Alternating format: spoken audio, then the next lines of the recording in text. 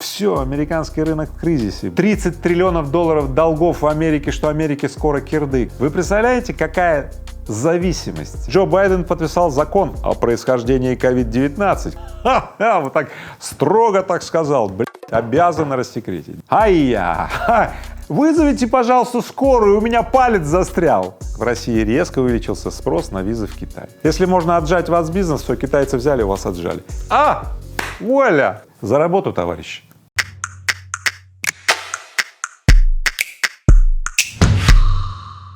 Всем привет! Сегодня на канале номер 1 про бизнес и деньги мы возрождаем новости, но в измененном формате. Новости обычно это про то, чтобы посмотрел и расстроился. Так вот, новости на канале Игоря Рыбакова — это теперь ты осведомлен, но нифига не расстроен, а даже знаешь, что делать, чтобы выжить, а может быть даже и заработать. Знаю, что вы уже рады, ну что, поехали!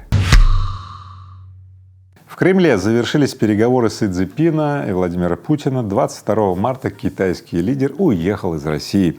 Господин Си заявил, что Россия и Китай — крупнейшие державы и стратегические партнеры, поэтому Россия была выбрана первой страной визита после избрания господина Си председателем КНР. Это очень отрадно. Дело в том, что от России сейчас как бы многие отворачиваются. Некоторые говорят все, я говорю нет, не все, но точно треть мира. Поэтому то, что лидер одной из крупнейших держав, империи, я бы так сказал, да, посетил первую страну, именно Россию, после переизбрания, это действительно важно. Итак, что констатировали лидеры после встречи? Первое. Россия резко выступает за использование юаней в расчетах со странами Азии, Африки, Латинской Америки. Второе. Российский бизнес в состоянии удовлетворить все потребности Китая в энергоносителей, да, и к 2030 году, значит, поставки газа достигнут 100 миллиардов кубометров и 100 миллионов сжиженного природного газа. Это действительно много, но, напомню, в России гораздо больше газа сжиженного и трубопроводного. Далее, Россия готова поддержать бизнес китайцев по замещению производств, покинувших Россию. Хотелось бы, чтобы мы прежде всего поддерживали бизнес предпринимателей из России, а не только китайцев, но китайцев поддерживать тоже хорошо, потому что не все производства смогут сделать российские предприниматели. Некоторые технологии, например, есть у китайцев, а у русских пока нет. Ну вот китайцы хорошо построили эти заводы. Далее, товарооборот России и Китая вырос в этом году на 30% и 200 миллиардов долларов теперь, в общем-то, составляет. Ну, стороны надеются, что товарооборот будет расти. Хотелось бы, потому что, в общем-то, Китай — это окно в мир для России сейчас, ну, как бы и в мир к многим технологиям, которые Россия утратила в постсоветском, так сказать, ритме. Очень многие производства были просто вырезаны, да. Ну а что самое главное, что все отметили в Москве, это то, что в Москве все эти дни во время визита господина Си были 10-бальные пробки. Такое ощущение, что все было сделано так, чтобы ни один, сука, гражданин в Москве, да, не проебал вот этот вот момент, что господин Си в Москве. И дело-то все в том, что это действительно чрезвычайное явление, да. Лидер одной из ведущих держав мира приехал в Россию. Когда такое было последний раз? В общем, Си Цзиньпин пригласил Владимира Путина и Михаила Мишустина в Китай для того, чтобы посмотреть, как Китай и Россия будут сотрудничать. Скажу только одно. Честно говоря, как могут сотрудничать держава, у которой экономика 20% мировой, да, и держава, у которой 2%. Но они вряд ли могут быть равными партнерами. Это меня сильно смущает, именно поэтому вот эти неравные взаимодействия, они, конечно, всегда напрягают стороны. Ну, всегда будут соглашения не очень выгодные. И мне кажется, что это достаточно мощный вызов России все-таки взаимодействовать со своими партнерами на международной арене на равных. Но для этого нам предстоит очень большой путь проходить, много чего сделать, многие производства, многие технологии восстановить после этого угарного изничтожения наследия постсоветского, да. Впереди большая дорога длиной лет 30, где-то к 2050 году. Я бы хотел надеяться, что Россия будет на равных, что ли, взаимодействовать с международными партнерами, и не только с китайцами, со всем миром. Поэтому пусть этот визит господина Си открывает вот этот вот первый шаг в этом направлении. Ну а что, я вам так скажу, ребят, за работу, товарищи! А вот еще одна новость, связанная с самой главной новостью этого выпуска. В России резко увеличился спрос на визы в Китай. С 15 марта Поднебесная возобновила выдачу виз всех типов россиянам. и слоты на подачу документов резко закончились, да? Средняя стоимость перелета в Китай 55 тысяч рублей. То есть все правительство, администрация президента и все подсказывает нам: ребята, нам нужна связь с миром, Китай наш, так сказать, портал для выхода в мир, пожалуйста, давайте. И бизнес услышал, и бизнес ринулся. В ближайшее время огромные выставки в Пекине, Шанхае, Гуанчжоу, поэтому деловые люди со всех, так сказать, уголков России стремятся поехать в Китай, чтобы наладить вот импорт товаров. Сейчас огромное количество товаров Россия просто не может произвести, потому что нет производства, и завести, потому что ограничения по параллельному импорту резко стали давать о себе знать. Турция закрыла возможность там перевозить какой-то параллельный импорт, да? Казахстан вводит какие-то ограничения, Киргизия и так далее. Поэтому, ребята, Китай — это реальная альтернатива. Ну, насколько эта альтернатива будет работать, посмотрим. Я бы очень хотел, потому что не хочется задохнуться от вот этого товарного голода. Но предупреждаю вас, те, кто думает, что бизнес с Китаем — это вот такая вот прогулка налегке, друзья мои, я вас огорчу. Я занимаюсь бизнесом с Китаем не так давно, лет 12, но я вам так скажу, не было ни дня, когда бы я спал спокойно в бизнесе с китайцами. Когда вы делаете бизнес с китайцами, знаете, это бизнес. Китайцы очень бизнесовая нация, но она всегда будет стремиться в результате, в финале к тому, чтобы то, что вы построили совместно, да, присвоить. Вы просто знаете это заранее. Больше доходов здесь, все китайцы снялись и убежали. Если можно отжать вас бизнес, все, китайцы взяли, у вас отжали. На самом деле, если я так часто употребил сейчас слово «китайцы», то вместо китайцев можете поставить сюда любого делового человека. Если в деловых отношениях у вас кто-то очень слабый, ну, знаете, сильный его подавит и каннибализирует.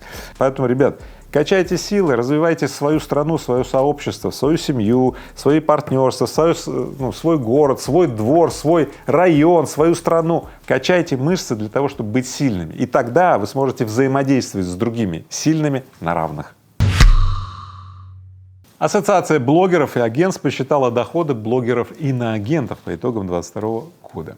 У некоторых блогеров доходы упали, причем значительно, а у некоторых выросли. Итак, давайте по порядку. Сперва разберем тех, у кого доходы упали. Доходы Моргенштерна сократились на 80% и составляют 25 миллионов рублей сейчас. Ну, тоже неплохо, да? Отказался бы ты от 25 миллионов рублей, да? У телеведущей Татьяны Лазаревой доходы снизились на 58%. У публициста Евгения Панасенкова, да, до 1,7 миллиона рублей.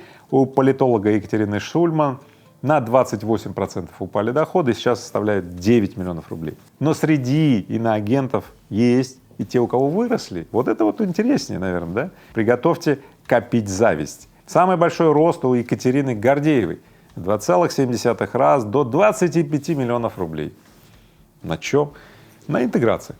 Дело в том, что YouTube отключил монетизацию, но ничего не мешает продавать рекламные интеграции, да, и рассказывать на своем YouTube-канале, например, или в каких-то там соцсетях о чем-то таком за бабки, короче. У кинокритика Антона Долина 13 миллионов рублей, выросли на 91% дохода, неплохо.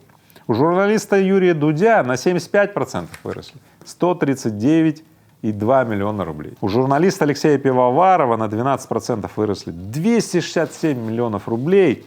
Я не знаю, как они считают, но у Пивоварова целая там редакция. Так это, может, у всей редакции? Ну, давайте так, оставим это на рассмотрение непосредственно тех, кто делает эту статистику. Причина падения вы все прекрасно знаете. Концерн Мета, которому принадлежит и Инстаграм, Фейсбук, запрещенная организация в России, да, монетизации там больше нет, а можно только продавать вот такие вот рекламные интеграции.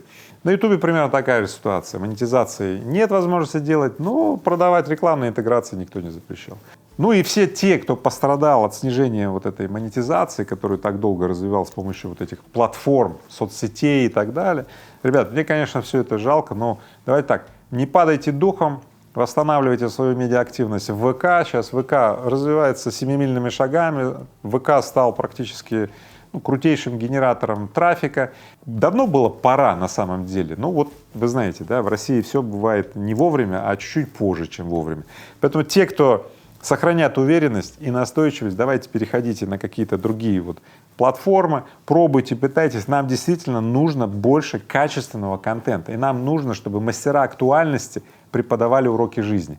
И поэтому особо я обращаю внимание на свой медиа-отдел, которые никак не сведут в устойчивость экономику Рыбаков медиа. Ребят, если вы хотите, чтобы Рыбаков выходил чаще с разными гостями и так далее, напишите, тогда моему медиа-отделу будет конкретный сигнал. А я знаю, наши ребята очень конкретные, они конкретный сигнал считают и сделают так, чтобы вам мало не покажется. Поэтому обязательно напишите, что вы требуете больше качественного контента, и все будет. Джо Байден подписал закон о происхождении COVID-19, который обязывает главу национальной разведки рассекретить имеющуюся службу информации.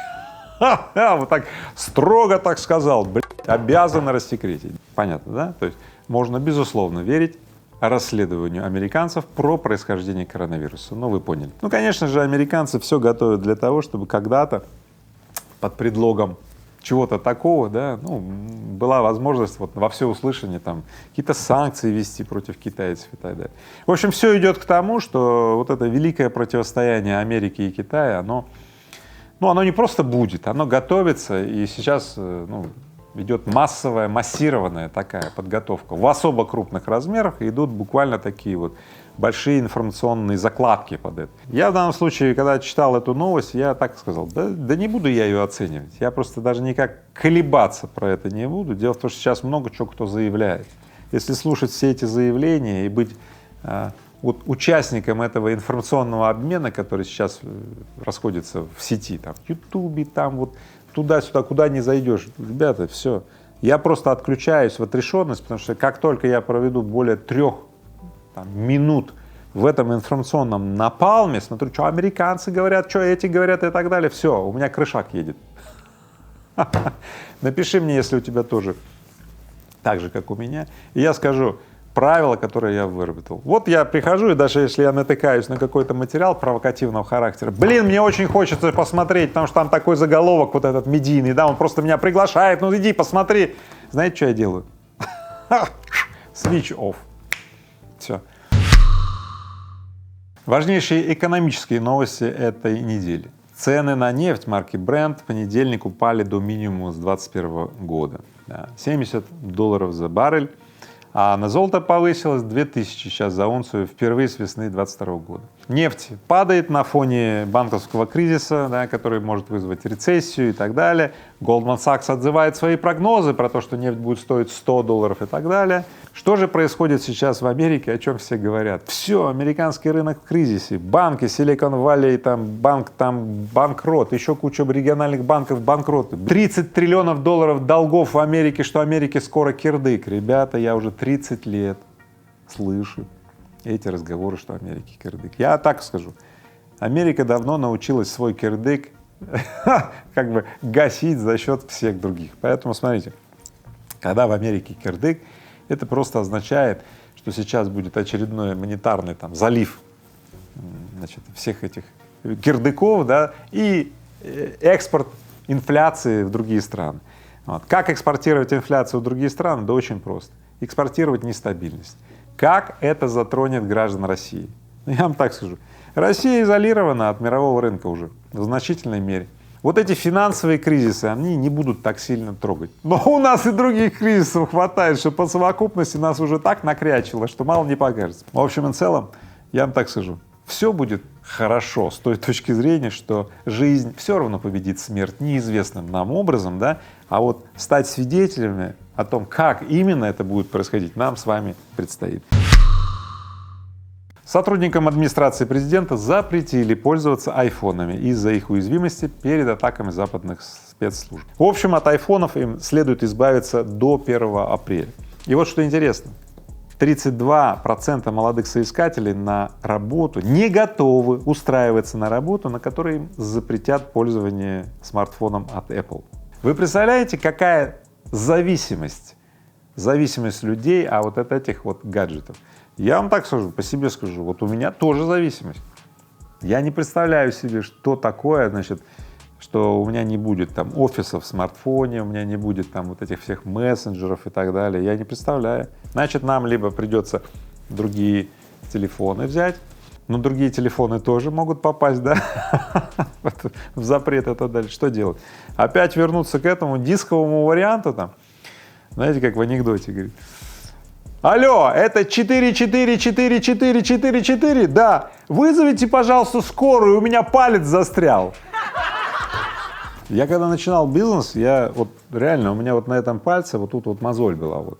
Я приходил в 9 на работу и холодными звонками, вот через вот этот дисковый телефон, я обзванивал, значит, ну, сколько мог за день обзвонить. У меня тогда была норма, что я должен был дозвониться хотя бы до 30 чуваков, а сделал звонков там 100, 120, 150 иногда получалось. Вы представляете, 150 на дисковом телефоне сделать звонков, это просто, а вы попробуйте. Вот эта вот зависимость от айфона, ребят, на самом деле, я, честно говоря, не знаю, что с этим делать.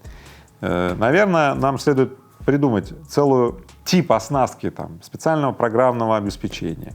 Нам нужно ввести культуру информационной безопасности или гигиены. То есть нам необходимо ответить на вызовы современности, не ломая при этом инфраструктурную часть. А то мы думаем, что если мы инфраструктуру вот убрали, безопасность увеличилась. Да нет, просто будут пользоваться сотрудники администрации президента, ну как бы параллельно, знаете, как параллельный импорт, так это. То есть они на формальной работе будут говорить: да вот мы дисковым телефоном пользуемся, вертушкой, так называется, да, а по ходу в кармане будет все равно лежать вот айфончик или что там, смартфончик. Поэтому, ребята, будьте внимательны, чтобы мы действовали, да, в улучшении своей жизни не по формальному критерию, когда вроде как мы действий совершаем много, но качество проживания жизни никак не наступает. Нам действительно нужны скорее действенные действия, чтобы мы ощущали приближение к благосостоянию, чтобы доходы росли, чтобы качество проживания жизни росло. Я прям настаиваю над таким подходом и с удовольствием посмотрю, как действительно произойдет отказ сотрудников администрации президента от айфонов до 1 апреля. Надеюсь, это не шутка про 1 апреля. Розничные продажи отечественных трастафонов Айя Т1 не дотянули до 1000. Айя! Айя Т1! Старт продаж был в октябре 2021 года. Куплено 905 устройств. Вы не ослышались, не 905 тысяч в месяц, а всего с начала продаж, то есть уже более чем год. Ну, понятно, что эти гаджеты производятся там в Китае, где еще, да? Там ведется сборка этих телефонов, и они называются трастафоны, и они распространяются среди сотрудников с чувствительной информацией, сотрудники Ростеха. Понимаете? 19-25 тысяч стоят эти телефоны. Сейчас уже предлагают их со скидкой и так далее, но не берут его, понимаете, да? В общем, в Ростехе назвали вот этот вот трастафон, значит, Айя Т1, значит, российским убийцам айфона. Кто только не показывал вот эти убийцы айфонов. Huawei много раз заявлял, что вот новый телефон убьет айфон и так далее. Да и многие заявляли. И Google все никак не убьют. Дело в том, что iPhone — это не в смысле телефон, это, да, а огромная экосистема или инфраструктура, да, к которой привязан iPhone. Вот что дает огромную ценность вот этим вот пользователям. Тем не менее, я хотел бы пожелать удачи всем смельчакам, первопроходцам, которые создают бесконечные попытки, да, и даже названия такие придумывают. Мне нравится название Айя. В нем что-то есть такая Айя, очередная попытка Айя. И если она не случилась, я приветствую всех тех смельчаков, которые сделают следующие попытки, но не в направлении телефон сделать, а в направлении кропотливого создания и инфраструктуры. Скорее всего, ее возглавят Яндекс, ВК. То есть кто-то ее возглавит из цифровых тех самых гигантов. И я вас поздравляю, что в России они есть. Если бы мы сейчас жили в Бразилии, я бы так сказал, в Бразилии бы шансов создать некую цифровую инфраструктуру просто бы не было. Поэтому мы живем в стране, в которой вроде все плохо, но на самом деле потенциалы все еще есть. Порадуйтесь. Я вам обещал, что эти новости будут не только информативны, но еще и принесут вам радость. Пожалуйста. Одинокие мужчины начали использовать чат GPT для общения в Tinder и стали чаще ходить на свидания. Ха-ха, блядь! болталочку такую раз подключил чат GPT, и пусть он щебечет, да. Вот конкретно, что написал один пользователь чата GPT. Я отправил сообщение чат GPT одной девушке в Tinder и подумал, что наверняка потерплю неудачу, однако получил ее номер менее чем через час. Вуаля! Понятно, да? Шутка шуткой, но, ребят, на самом деле, да, это же помогает улучшать качество проживания жизни. Все эти чаты там, все эти тиндеры и так далее, это же для того, что люди нашли друг друга, встретились, там, погуляли, время вместе провели, и дальше вот между ними, может быть, возник какой-то резонанс и так далее. Поэтому пусть все эти новые новомодные там приемы, приемчики не отвлекают нас от главного, да, от того, что жизнь продолжается, и жизнь все равно победит смерть неизвестным нам образом, когда мы встретимся, полюбим друг друга, резонанс между нами произойдет, вот и все. Я Игорь Рыбаков. Наверное, я все-таки уже консерватор. Я поделюсь с вами своим самым любимым способом покорять женские сердца.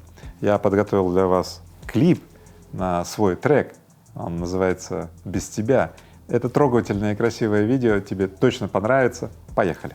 Без тебя бы как бы не было бы здесь меня, без меня бы как бы не было бы здесь тебя.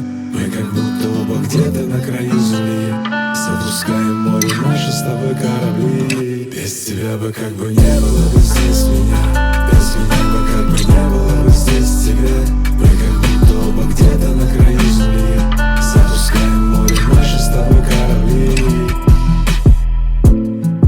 Нам обоим с тобой снятся сны, и мы преданно во что-то верим.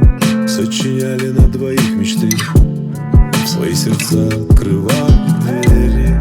И мы любим, как любили раньше, а может и еще сильнее. Нам не знакомо это чувство фальши, и нам совсем не по дороге с ней. Без тебя бы как бы